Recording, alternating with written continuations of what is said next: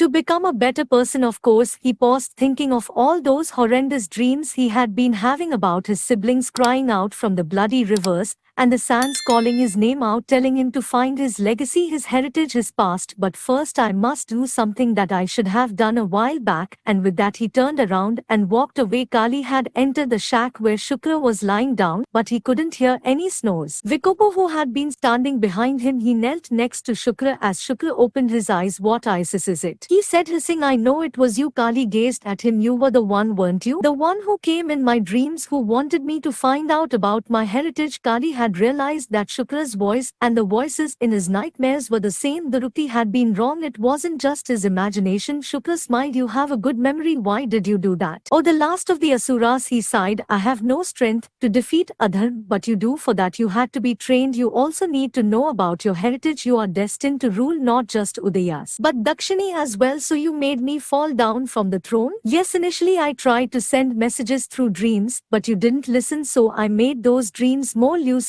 and they started affecting you, but all of it killing Ratri, that lover of hers, Vedanta, and troubling Arjun. It was only they were my decisions, and now you say you made me do it." Shukra paused, patting him on the shoulder. "The decisions were yours, but I influenced them. I made you reach the tipping point and let you fall yourself. So no, directly I didn't make you fall from the throne. I was just there whispering in the corner, applauding you for what you were doing, and in that sense you thought you were doing the right thing. I thought my illness was the reason behind these visions. Your illness made it easier for me, of course, to penetrate your psyche. You influenced Urvashi to take me down." He shook his head. "You influenced her by killing her father. I just gave her the necessary tools to take you down." "Tools?" "Said back when she was a little child, I taught her a lot of things." "How did you know she would take me down one day?" "Because I had the eye of Brahma." Initially he shook his head apologetically. "Before the cursed one took it from me, he traveled to the land of Asuras to get it from me. This was during the breaking after the Mahayuddha. The cursed one, he is the reason behind your illness, behind everything. He is orchestrating everything to become who he is and to do what he wants to do." There were so many things Kali wanted to know, but he couldn't understand. "You are a Vidyadhara." "I'm a lot of things, but I'm an Acharya, foremost an endowed one who has seen Asura kings rise and fall, and I wouldn't let the last one fall as well." He touched Kali's forehead. "I wanted you to be stripped down enough from your pride as a king, so you'll come with me." "Where?" "Patal." Kali had heard about the island. People said that Patal was hidden in smog and mist, a small place which had been home to the Asuras, the earlier ones before they migrated to Ilavarti. It was believed that the Asuras still had their temples there to hold their secrets, hieroglyphs, mysteries that shrouded their grand history. But isn't that mythical?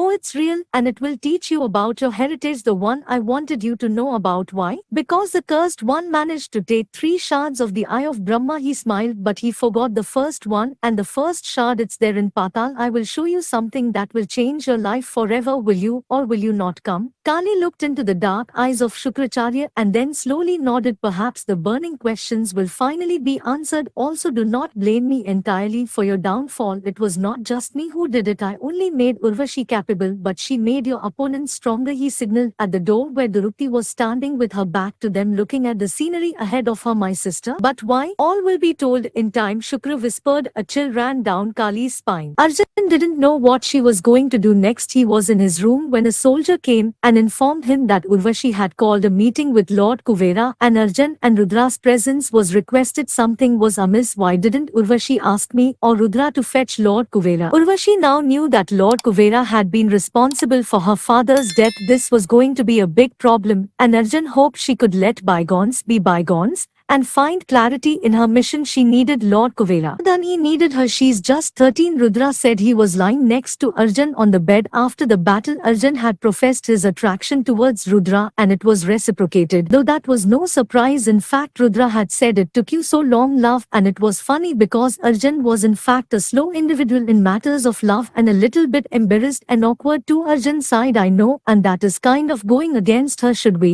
tell her to step down? Perhaps Ramras can be the one to lead the city. He's a wimp." Rudra frowned. "Believe me, he does only what his father tells him to do. He's just a pretty face." "And how do you know?" "Because he's the nobleman I was talking about, the one you were together with." who didn't take the fall and made you go to? Rudra nodded, rubbing his forehead. I didn't want to say anything to Urvashi about it. Don't tell her about us either. Arjun pursed his lips. It can backfire. We will let her know eventually. Rudra nodded. What should we do then? Convince her not to kill Lord Quiver. She won't do anything today in her fort, so we have some time. We just need to remind her of what he can offer her. Fine, I think we should go then. Rudra got off the bed. Arjun did too as he ran his fingers through his hair. How are you feeling? I'm okay. Why do you ask? You seem different since your fight with Kali. Different? Rudra smiled. You seem confident, and that's a trait pre-battle Arjun didn't have now. I wonder what really helped you in the end. Arjun thought about it. Was it the Soma? Was it turning him into something he was not? No one knew how the Somas really worked. No one had tested its potential, and people who had died years ago with their studies done and dusted. Arjun scanned the room for his clothes. Sometimes he couldn't believe that he was living in a fort. The room was gigantic, ornamented with tapestry and elegantly designed carpets. Urvashi was having the entire fort renovated to her liking. The fort housed the guards, Urvashi's loyalists, and the prisoners who had chosen to remain after the coup. Charged with handling them, Arjun got ready and walked down the halls with Rudra. The corridor was lit with fire lights. They walked past the Charbagh guards had been stationed around the garden. They reached the main hall and saw Urvashi and Lord Kuvera sitting inside. That's all. This is where she invites the people she likes. Arjun and Rudra looked at each other confused. Arjun and Rudra walked inside the hall. A red carpet had been sprawled at the entrance to welcome the guest. Urvashi sat on the couch in the center with two guards behind her. They were armed with crossbows ready to strike if anything untoward happened. Opposite her sat Lord Kuvera with three of his Yaksh archers behind him. You could cut the tension with a knife. Urvashi greeted Arjun and Rudra with a warm, charming smile as she introduced them to Kuvera. If not for them, I wouldn't be sitting here right now. She was not in a mood to fight. It seemed Lord Kuvera was sipping wine. Indeed, they look fine, my dear. And also he looked at Arjun. I heard it was you, the little fighting prodigy who defeated Kali, didn't you? Arjun nodded glumly. How dear. What an accomplishment. I despise that wretched creature. He had no sense how to rule or how to be just nice. Kuvera frowned, but nonetheless the dark days are gone and you are here. He turned his attention to Urvashi, who was beaming. You two are late. We were just discussing how Lord Kuvera will be an integral part of the kingdom of Udayas. I seek to do what my father didn't, give a helping hand to the Dakshinis. That way we can all be happy. We can. Kuvera clapped. My lord, I have some ideas. Urvashi leaned forward. Of course, I would love to hear them. Kuvera winked. You might not know this, but your father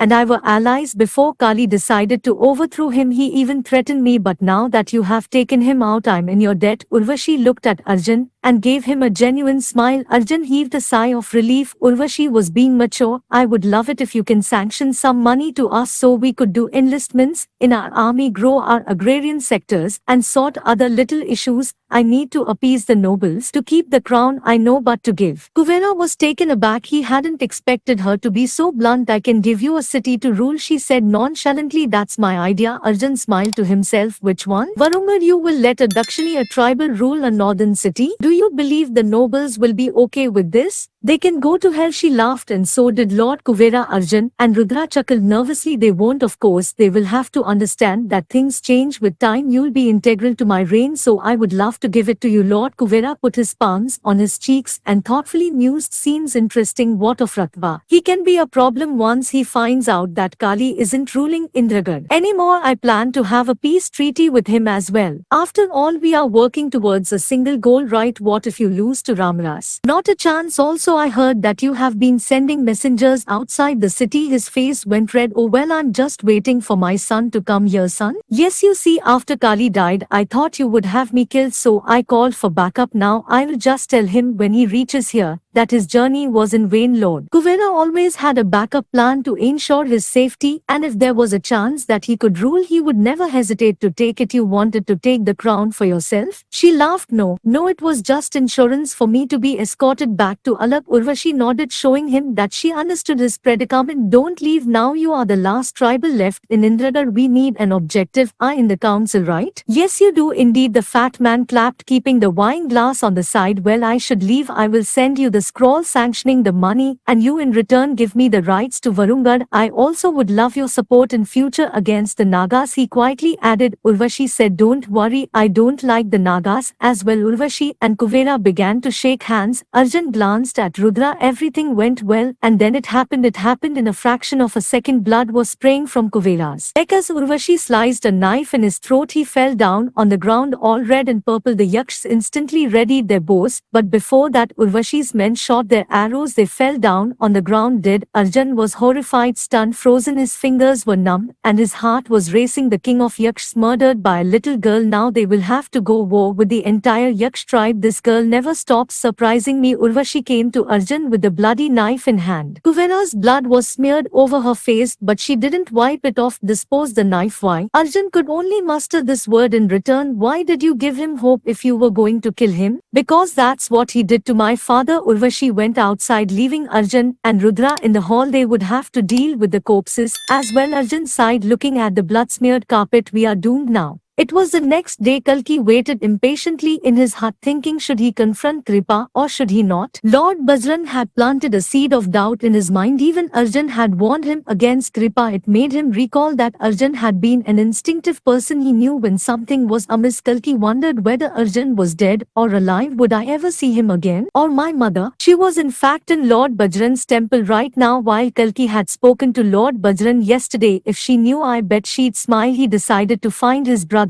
and meet his mother. After everything was over, he peeked at the symbol on his chest. The Vanars had been staring at it, so he had wrapped a shawl around it. You are not born an avatar, your deeds make you one. That's what Lord Bajrang had told him. He thought about his symbol as he walked down the Dandak hills. The snow-capped hills ended at a forest. Inside it was a big waterfall where 7 rivers merged. Crystal clear, they rammed each other. The place was breathtaking. Kara, the doctor in the camp, had told him about how the Vanar kingdom Kishkinda used to be in Dakshini, but the Vanars had chosen to migrate to Udayas to avoid the war politics of the place. Now the kingdom was divided into 2 factions, Lord Tar's and Lord Bajrang's. Lord Tar wanted the Vanars to expand the kingdom and wage wars if needed, but Lord Bajrang stated that they had seen enough bloodshed during their battle with Lord Dushasana. Opposing ideologies from the same race had ended up in a rebellion, which was a common thing to hear even for Kalki. Even back in Indragarh there had been infighting. Because of this, it only made him realize how the world operates and progresses on conflicts. And if there are no conflicts, there is nothing. Every place will be peaceful. But does peace really bring about fruitful change? And today Lord Bajrang's supporters were to fight and kill people of their own tribe. Kalki walked around the Dandak hills amidst the scattered nomadic huts of Vanars. Deep down in the horizon where the slopes descended and the sun was brimming high, he noticed Lord Bajrang leading a dozen soldiers to the frontier, the no man's land where Dandak forest and General Tar's camp met. It was a battleground. As of now they were at a stalemate. Both sides were losing men and both were trying to recruit more men. Unfortunately, Lord Bajrang's forces were depleting. He had been forced to recruit older people and even kids to join his cause against General Tar. I have never seen him so worried, Kara told Kalki. Imagine being in a secluded world and then letting your entire world be destroyed by your own men. One of the reasons he has allowed outsiders to live with the Vanars is mainly because we are short on men, especially you, Kalki. You look like you can take someone in a fight. The reason why we situated ourselves at such a place was because we wanted to avoid any contact with the rest of the world, but conflict can never be avoided. It seems Kalki was in the middle of this conversation when he saw Ratna walking up towards him. He was sitting on a stony slab near Vanarvata, their cherry blossom forest that was at some distance from the frontier on which General Vanarvata to reach there, and one could even go by the bridge which Lord Bajrang had used to travel a while ago. The Vanarvata on the outer edges had been barricaded from the frontier's end to prevent infiltration. What have you been up to? Ratna asked, thinking about what? She sat down next to Kalki and began to sharpen her sword. What are you? Kalki asked, frowning. Ratna suppressed a laugh. No, seriously, I mean, you seem like a Manav. I was once a Manav before I was shipped off to be an Apsara. Apsaras, as you know, are prescribed. Tiavanbilis, you are not born an Apsara. You can become one if you pass certain examinations, and you pass them. She nodded, her bald head bobbing. Kalki had a hard time believing this. You think I don't look like an Apsara? But Kalki nodded in affirmation to her statement. statement, indeed I don't, she announced proudly, because I don't plan to put Apsaras into a certain criteria of beauty standards. I don't want them to be whoring around. I want them to be women of power, of valor, and of hope. Women before the breaking were powerful individuals, more so than men now. Look at us, we are forced into prostitution, and you cut your hair to make a statement? She shook her head. I didn't like them. I couldn't fight properly because of them. What does an Apsara fight for? Like many others, he had the same preconceived notions about Apsaras. They existed only for pleasuring men and sometimes women, just like Rakshas were supposed to be evil, Nagas elitists, and Manavs normal to free other Apsaras. The Apsara that the Pishach killed, she was a free woman, and I had aided in her escape. I'm sorry for what happened. That's all right. She died a free woman. I am proud of that. Ratna was a tough individual, and Kalki liked that about her. So why are you here? You told me you were the one who brought us here. Why? Ratna sighed, looking at Vanarvata. I had heard that Tar was holding Apsaras for his pleasure. I want to free them. He has an entire harem to himself. She glanced at Kalki. Why are you worried? I am thinking whether I should confront someone about my feelings. You should tell her you like her. Kalki arched his brows. Who, her? She slapped him on the shoulder. Kalki nervously chuckled. Oh no, please stop it. I see the way you look at each other. How do we look at each other? Kalki was puzzled. Like you believe in each other. She smiled. I used to look at someone like that. What happened? She put the sword on the ground. He died. What else? He gave him a look. You ask too many questions. All I can say is life is a journey with a lot of tripping in between. Just admit to the fact that you have to keep standing up and going forward. That's what you did after he died. She glumly nodded. And that's what you should do about the person you want to confront. Don't wait. And with that she left. Kalki nodded, thinking she was right. He looked up and saw Kripa walking towards Vanarvata with Padma by his side, and he decided to follow them. Vanarvata was the prettiest of all in the entire Dandak. A vast canvassing beautiful canopy of cherry trees engulfed in snow. The path was partially clear. The flakes were melting on the ground, so Kalki felt like he was stepping on something wet. The branches were thick and wide, the trunks were long, and the trees were almost 15 feet tall. An exotic smell permeated the air in the forest as Kalki walked behind them. Vanarvata is what they say is built on the ashes of Lord Raghav. His ashes led to the growth of such wide variety, colorful flowers and shrubs and trees. Las Kripa explained no more in the sluggish drunkard manner. He had sobered up. This is amazing. Oh yeah, it is also, Kripa. I just wanted to tell you how grateful I am. You made those astras for me back in Indragarh. But weren't you worried that I might blow up the city with them? I knew you won't use them, Kripa said. Kalki could hear everything as he silently tiptoed a few paces behind them. How did you know? Well, you can kind of predict someone's actions by observing their behavior, Las, and I have been observing people for a long time. How old are you? I am more or less your age. She shook her head in defiance. You never share. I am an ancient, if that's what you want to know. An ancient. She gulped. I never expected an ancient to be a bumbling old man. To be honest, I didn't either, but it's not about how we look, it's what we have gone through. You see, people think ancients are just individuals who can live forever, but they are more than that. They are the keepers of knowledge. They know the truth and history. In fact, there are only 10 ancients who are alive, and I know 3 of them quite well, and the reason they survived was because they had been endowed with the gift of immortality. Padma nodded. You remind me of my father. You never talked about your father, Las. Kalki was surprised how easily Padma and Kripa were talking to each other. This made him jealous since they never talked about their personal lives in front of him. Perhaps they were hiding something from him, though he won't blame them for being close to each other. They had been instrumental in saving Kalki together. They must have bonded during that time. My father is a bumbling fool too, but he doesn't behave like you. You know, I mean, he lives in harmony and peace when the world is going to the dogs. He didn't do anything when my brothers were killed. Who is your father, Las? He stopped walking. Is he?